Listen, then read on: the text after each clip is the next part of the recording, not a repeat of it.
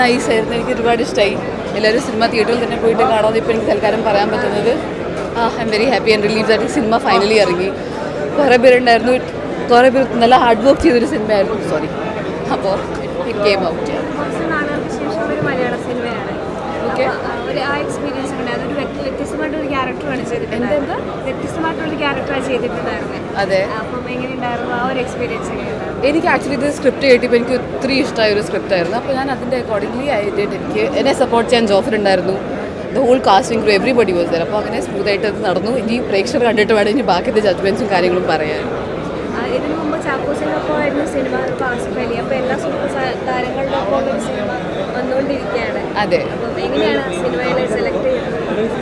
Cinema select ചെയ്ത് നല്ല script approach ചെയ്യുമ്പോൾ നമുക്ക് ഇഷ്ടമാകുമ്പോൾ ഒബ്വിയസ്ലി അങ്ങനെ തന്നെ ആക്ടേഴ്സിന് ഓപ്പോസിറ്റ് ഇരിക്കുന്ന ആൾ അല്ലെങ്കിൽ മെയിൻ ലീഡ് ചെയ്യുന്ന ആളെ പറ്റി തിരക്കാറുണ്ട്.